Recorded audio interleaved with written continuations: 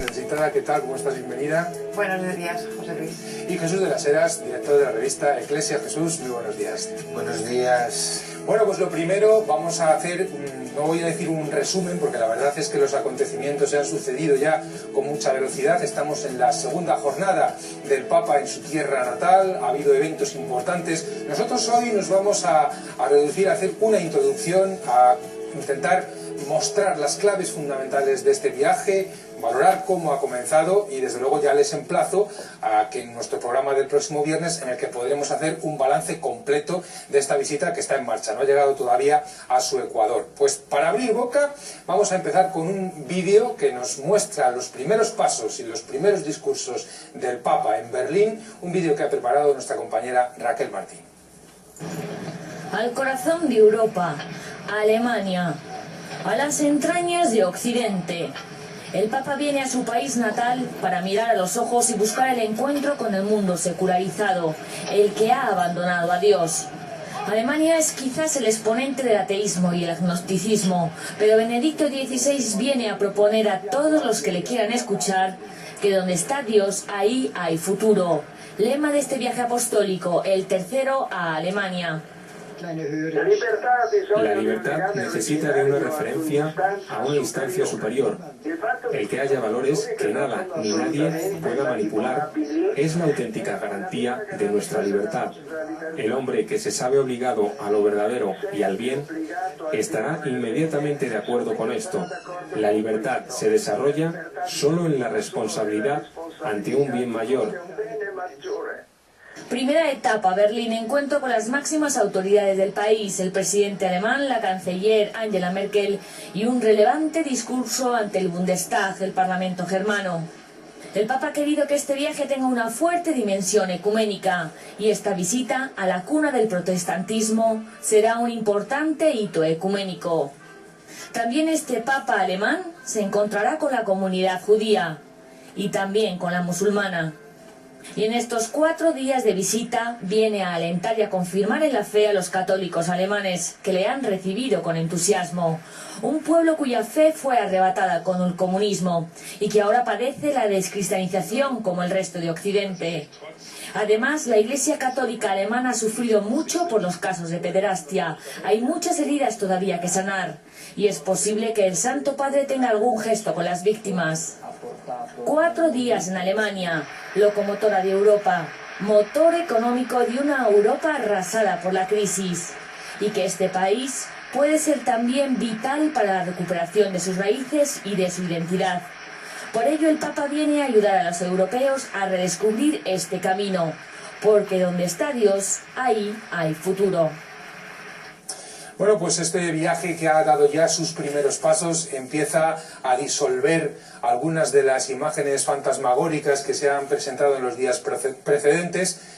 Uno de los cardenales alemanes, ya anciano, el cardenal Brandmüller, decía estos días que hay que distinguir entre el viaje real y el viaje que cuentan los medios, especialmente el que cuentan en los días previos, porque después la realidad, como ya sucedió en el Reino Unido precisamente hace ahora un año, empezábamos la temporada aquí en Iglesia en Directo precisamente con ese viaje, pues se encarga de demostrar que, bien, hay protestas, hay discordia, hay hostilidad. El Papa ha dicho en el avión claramente que eso le parece normal en una sociedad plural y secularizada como en la que estamos, pero también hay un pueblo, el pueblo cristiano y el no cristiano, que espera con alegría la voz del Papa como pastor o como persona de referencia moral.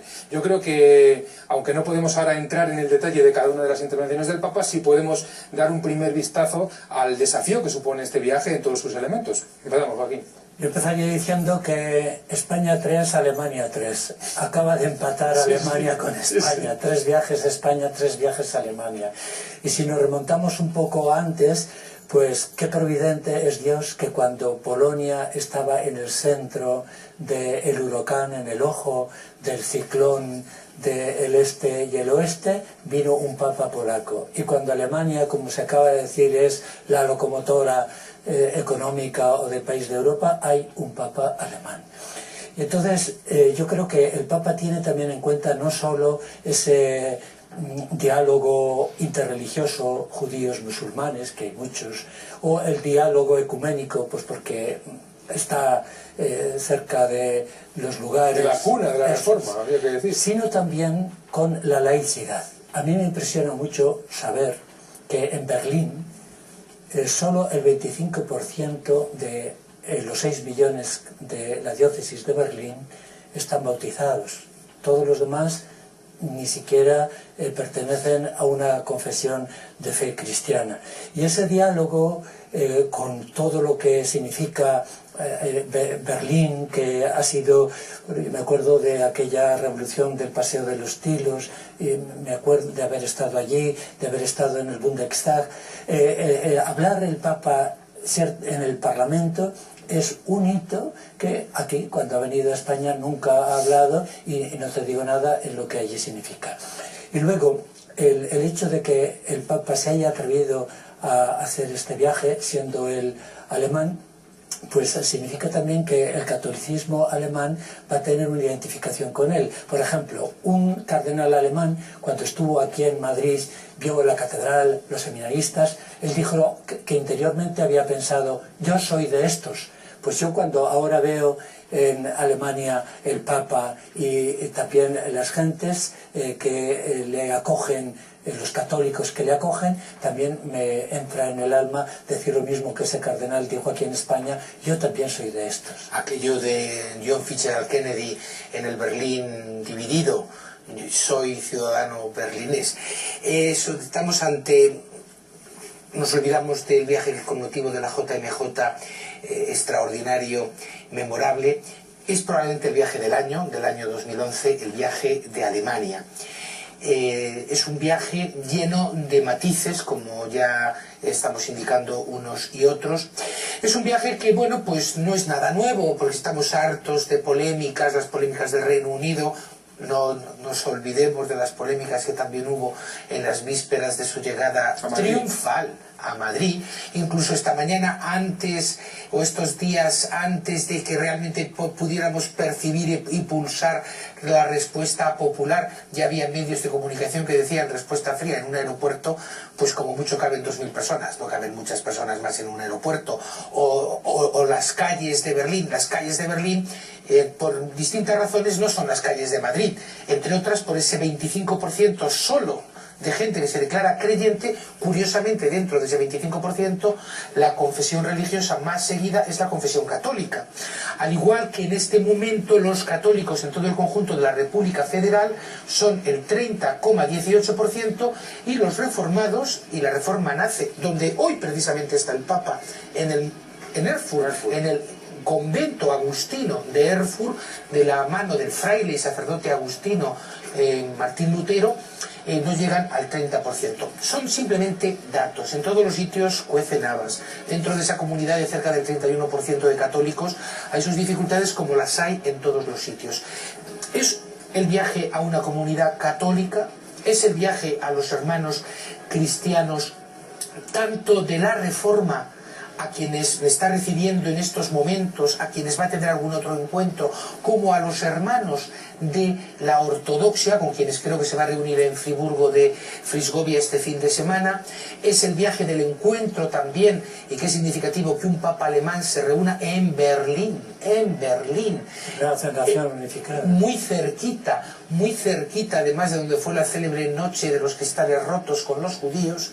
También se reúne con los musulmanes. La inmigración ha hecho que Alemania sea un país con importante población musulmana y turca preferentemente, y es un viaje, creo que lo indicabas José Luis, o el vídeo de Raquel, o tú, Joaquín, a ese mundo mucho más difuso.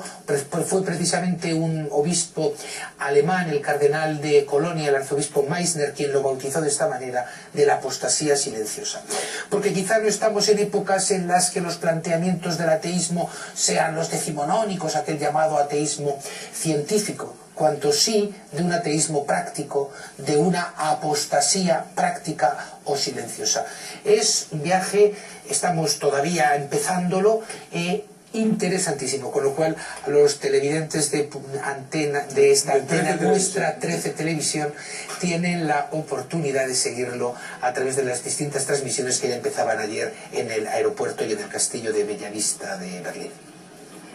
Yo quería apuntar que ayer en el avión el Papa dijo una frase que a mí me tocó mucho, que dice: voy con alegría a mi Alemania y me siento feliz de llevar el mensaje de Cristo a mi tierra. Es decir, un poco refleja la actitud del Papa, que pese que evidentemente es un viaje desafiante, como siempre en estos viajes del Papa, ya lo decías tú, José Luis, el año pasado, y ahora con este viaje de Alemania ha sido más, los medios de comunicación se han empeñado en poner de relieve las voces discordantes, los problemas de la Iglesia en Alemania, pero sin embargo el Papa va con alegría.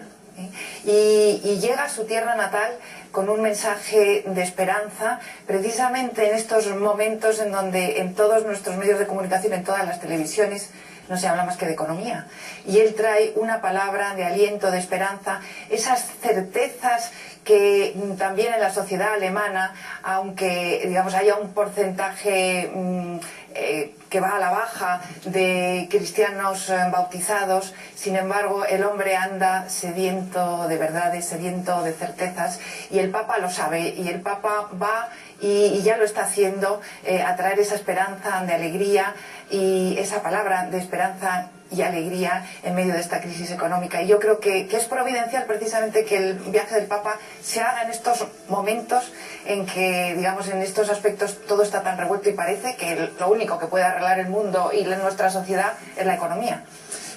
Hay muchos aspectos que tocar en este viaje y los iremos desgranando. Ya digo que la semana que viene, el próximo viernes, tendremos una oportunidad de ver la imagen completa de lo que ha sido la visita y de conocer los distintos discursos del Papa, y es muy importante atender a lo que el Papa dice estrictamente. Pero ahora, mirando estos elementos que decís, yo os propondría echar un vistazo también a la Iglesia en Alemania, que es una iglesia paradójica, en la que a veces solamente se nos enseñan pues las voces discordantes, grupos de teólogos que firman manifiestos supuestamente reformadores, aunque tienen un aroma muy antiguo, porque son las mismas cosas pues que hace cientos de años el propio Martín Lutero de algún modo planteó, y sabemos pues los resultados que eso ha dado. Pero hay también semillas de novedad en esta iglesia. Ha habido, he repasado el dato, 17.000 jóvenes que han llegado de Alemania a nuestra Jornada Mundial de la Juventud.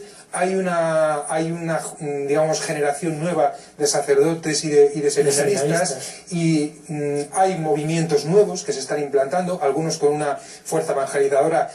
Leía yo también un dato curioso de una ciudad de la República Democrática Alemana, donde los bautizados, bueno, en Berlín decías un 25%, me parece que aquí no llegan al 10%, y ahí están, por ejemplo, algunas familias neocatecumenales que se han ido allí en misión. Es decir, hay fermentos de novedad de los que casi nunca se habla. En la segunda ciudad del país, la ciudad de Elba, ¿no? En este momento no me viene como Hamburgo. Y precisamente en la zona más conflictiva de la ciudad llevan ya años trabajando, evangelizando las comunidades neocatecumenales. En el colegio del que yo soy capellán en Madrid, el Colegio de las Esclavas de Cristo Rey, en Hortaleza, en la avenida de San Luis, al lado de la sede de la Conferencia Episcopal, estuvieron en los días de la JMJ 300 alemanes. Jóvenes, claro. Las religiosas que los atendieron han quedado maravillados de su orden tradicional, de su saber estar y sobre todo de su piedad. No entendían nada, dice, ninguna de las hermanas sabía alemán, y las catequesis y las misas polifónicas, nunca mejor dicho, se prolongaban durante más de 2 horas y media. Y dicen que cómo disfrutaron de estas celebraciones, del silencio, de la atención, de la participación que mantenían estos jóvenes alemanes. Hay también un dato en este sentido muy significativo. El número de seminaristas mayores de la Iglesia Católica en Alemania es de 1.100, 1.200 seminaristas, una cifra muy aproximada a la cifra que hay en España. Y como decías, José Luis, claro que es una realidad muy poliédrica la de la Iglesia Católica en Alemania. ¿Qué serían de nuestras misiones sin Misereor, sin Advenians, es decir, el brazo sociocaritativo de la Iglesia alemana tan benéfico en el tercer mundo. Nos podrás hablar, Mercedes, de la presencia de ayuda a la Iglesia necesitada. Está la central allí en Alemania. Hay muchos motivos pues de esperanza y de realidad luminosa. Hay también un grupo de contestación, aquellos, ¿cuántos eran al final? 150, sí, 160 profesores o supuestos teólogos que en enero, febrero hicieron un manifiesto, un memorándum, algo así como un cambio necesario, otra iglesia es posible, donde bueno, pues se inventaban temas pues tan viejos ya como el sacerdocio ad tempus, el sacerdocio de la mujer, no al celibato, una estructura absolutamente democrática en todo, que luego es dominada por lobbies y por grupos de presión. Bueno, bien, desde un punto de vista evangélico me recuerdo aquello de que decía el Señor: dejadlos crecer juntos, ya llegará el momento de la siega. Y luego está la iglesia del Este, esa iglesia tan diezmada por el comunismo y por los años de comunismo, y que, según nos cuentan, hay una gran expectación y una gran apertura a la recepción del mensaje del Papa, precisamente porque es un campo muy árido. En cierta medida ha quedado... es una generación que ha quedado virgen del cristianismo, precisamente aleccionada por las categorías y los principios del marxismo. Entonces, a mí me han dicho que hay una gran expectación en toda esa parte de esta iglesia para acoger al Papa. Y luego, otra cosa muy curiosa, que contestando, digamos, a estas voces que se han levantado en contra de la visita del Papa y un poco en la línea de las reformas que han pedido estos teólogos y grupos en Austria, hay, por ejemplo, los intelectuales de izquierda y las corrientes renovadas del protestantismo, que son los que están haciendo una labor más positiva para que el mensaje del Papa sea escuchado y reconocido. Las corrientes de izquierdas y protestantes. Yo quería decir solo que todo viaje del Papa, que es una visita pastoral, y en este caso es a la Iglesia y también a la nación, es una siembra. Después de la cosecha, después de haber recolectado, pues viene, parece que el otoño va de capa caída, y no, en el otoño es cuando se siembra, como estamos ahora, esperando una nueva cosecha.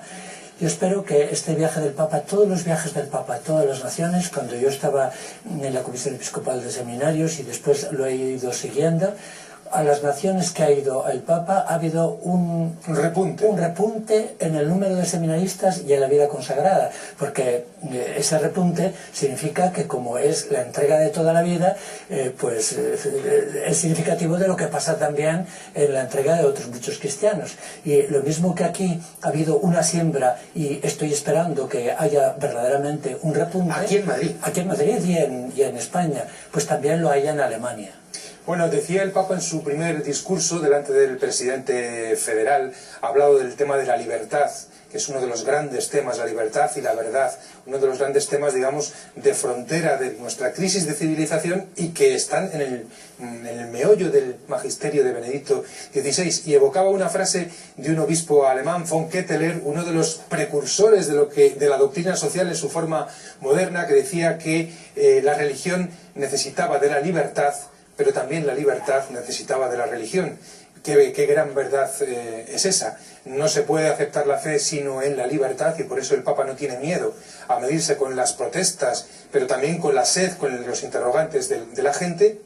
Pero la libertad, es decir, esta vida plural en libertad de nuestras sociedades, necesita del vínculo de la fe religiosa para no agostarse, para no quedarse absolutamente seca. La semana que viene podremos tener, como les decía, una imagen completa y una valoración más segura, aunque dentro de la esperanza cierta que tenemos de que, al menos para la Iglesia en Alemania, y seguro que para el conjunto de la sociedad, habrá un antes y un después de este viaje. Tenemos otros temas en nuestro programa de hoy en Iglesia en Directo, un tema significativo y una buena noticia para nuestra Iglesia en España, un nombramiento vaticano que ha tenido lugar esta semana, nombramiento singular, porque no es de los habituales. Un sacerdote de Astorga, el ecónomo de esta diócesis castellana, Lucio Ángel Vallejo, ha sido nombrado nada menos que secretario de la Prefectura de Asuntos Económicos de la Santa Sede, en un momento en que el Papa está impulsando todo un proceso de renovación, de transparencia, de asumir los estándares habituales pues, de las economías y de la banca europea, también para las prácticas del dinero en la Santa Sede. El dinero que no es nada malo, lo que hay que hacer es usarlo bien. Y entonces, bueno, pues un español va a estar ahí en la cocina o en la sala de máquinas de los dineros de la Santa Sede, esos dineros míticos de los que tanto se habla. Lo comentamos brevemente, si os parece, esta buena noticia. Es un sacerdote nacido en La Rioja, incardinado en la diócesis de Astorga, de 50 años de edad, párroco hasta ahora de 13 pequeños pueblos. Les han hecho un roto a Dios. Sí, y a los pueblos que están sintiéndolo mucho por lo que he leído. La comarca de la Cepeda. Y llevaba 20 años de ecónomo, de administrador de la diócesis de Astorga.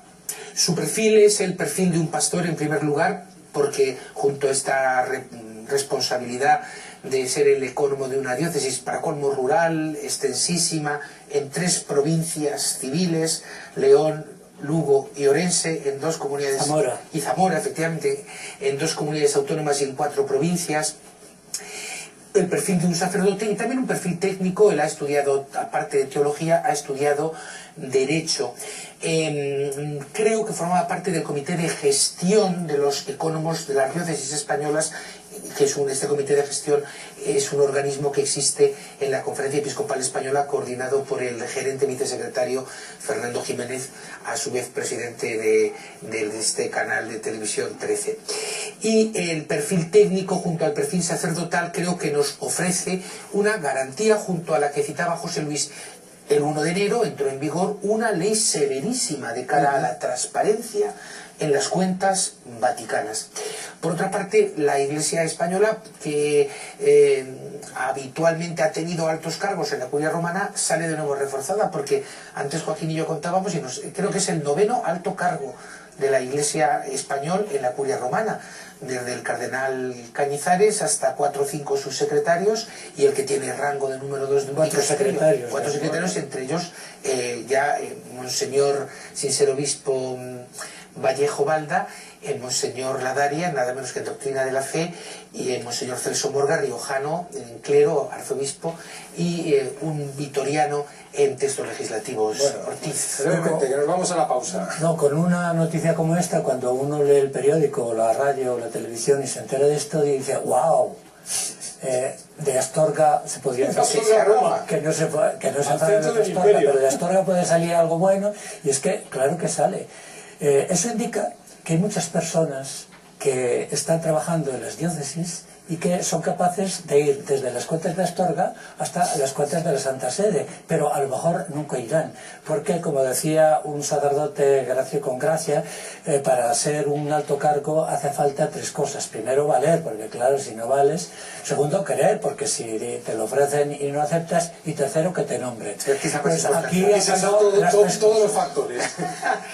Mercedes, ¿quieres tú añadir algo? Bueno, no, yo iba a añadir diciendo que un poco rematando lo que dices. Yo no sé, en este momento que tú hacías ese comentario, yo recordaba la frase evangélica de Jesús al siervo que había sido fiel en lo poco, pasa y le confía, digamos, y le confía una tarea mucho mayor. Yo creo que ha sido el caso que describiría muy bien a este sacerdote nuestro que se va para Roma. Bueno, pues vemos que la Iglesia en España, efectivamente, a veces desde el silencio, a veces desde puestos pues, de mayor gobierno y de mayor visibilidad, sigue dando su fecundidad. La da en las misiones, la da en las obras de caridad, la da en la teología. Hemos tenido el premio a Olegario González de Cardenal, y lo da también en los administradores de los dineros. Pues bienvenido sea, y nos felicitamos también nosotros. Hacemos una breve pausa en nuestro